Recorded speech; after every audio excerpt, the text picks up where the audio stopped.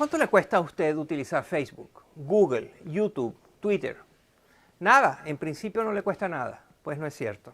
Sí le cuesta y tiene costos importantes. Y eso fue lo que impulsó a mi invitado de hoy, el profesor Michael Kende, un experto en la utilización de las técnicas de la economía para entender cómo funciona Internet. El profesor Kende tiene un doctorado en economía del Instituto Tecnológico de Massachusetts, es profesor de la Escuela de Altos Estudios Internacionales de Ginebra y ha escrito un libro muy interesante, se llama La otra cara de lo gratuito, entendiendo la economía de Internet. Allí aplica, como ya dije, las técnicas de la economía para entender cómo funciona esto de que no hay precios directos en Internet, sino que hay acceso a datos y que esa es la estructura fundamental del funcionamiento. ¿Cuánto va a durar? ¿Cómo nos afecta? ¿Qué consecuencias tiene? Todas estas y otras preguntas muy interesantes en mi conversación con Michael Kende. A continuación.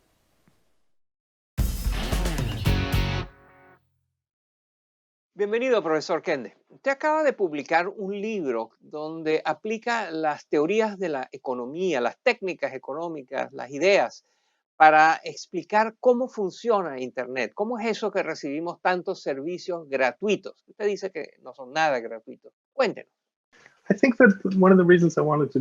Creo que una de las razones por la cual quería hacer este libro es para explicar la economía de lo que llamo la otra cara de lo gratuito, las desventajas de que muchos servicios en Internet sean gratis. Lo gratuito es un precio especial para muchas personas y eso impacta cómo abordamos la privacidad y cómo las compañías abordan la ciberseguridad. Por ejemplo, puede que entendamos los riesgos de privacidad que existen, pero probablemente usemos servicios como Facebook, en los que la data que entregamos es parte intrínseca del servicio. Esto es lo que llamo la paradoja de la privacidad. Nos gustan los beneficios inmediatos y tendemos a ignorar los potenciales riesgos a largo plazo. Esto tiene que ver con la economía del comportamiento. Es decir, aunque sí sepamos qué pasa con nuestra información, puede que no tomemos decisiones racionales. Es simplemente parte de quienes somos. ¿Usted cree que estas compañías tecnológicas, las grandes plataformas como Facebook, por ejemplo, tienen conductas anticompetitivas, hacen cosas que inhiben la competencia? Bueno, de eso es difícil de argumentar. Lo que solía ocurrir con las industrias tradicionales, para las cuales se crearon las leyes antimonopolio, es que una vez las compañías obtenían poder de mercado, subían los precios. Pero la mayoría de estas compañías tecnológicas ofrecen servicios gratuitos. Entonces es difícil identificar cuáles son los parámetros para medir el poder de mercado de empresas como Facebook o Google. Uno de los medidores podría ser la información. En lugar de subir los precios, estas compañías podrían aumentar la cantidad de información que recopilan sobre nosotros y lo que hacen con ella. Consideremos el caso de Amazon, que conoce cada búsqueda que hacemos y cada decisión que tomamos como consumidores. Amazon nos entiende muy bien y ha comenzado a crear sus propios productos llamados Amazon Basics.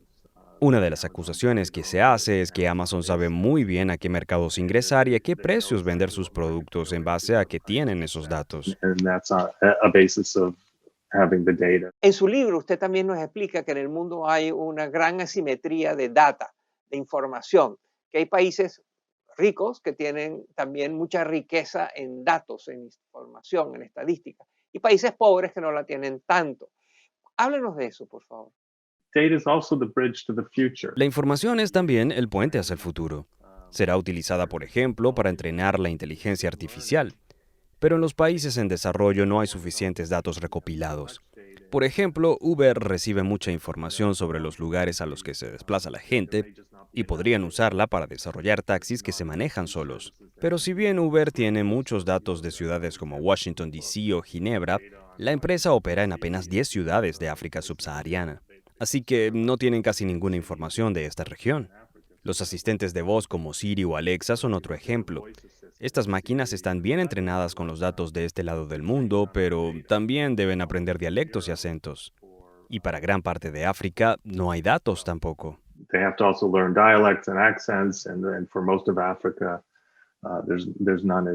Si usted pudiese intervenir a discreción en el mundo de Internet, ¿qué 3 cambios haría? Gran pregunta. Creo que lo primero que haría sería mejorar los controles de privacidad para que podamos entender mejor dónde están nuestros datos y cómo se utilizan. Que, por ejemplo, el lenguaje de los términos y condiciones sea uno sencillo y no el de los abogados. Lo segundo sería desarrollar ciberseguridad y confianza digital para que estemos dispuestos a utilizar nuevos servicios, como las aplicaciones de rastreo de COVID-19 o como los futuros pasaportes de vacunación. Estas aplicaciones pueden tener un gran impacto en nuestras vidas y sacarnos de los confinamientos más rápidamente. Pero hay tan poca confianza que la gente no quiere usarlas. Y en tercer lugar, creo que el ingenio debe ser aprovechado y necesitamos crear las condiciones para que tanta gente como sea posible pueda entrar al mercado, y que así los nuevos servicios puedan ser creados por cualquiera y para cualquiera. El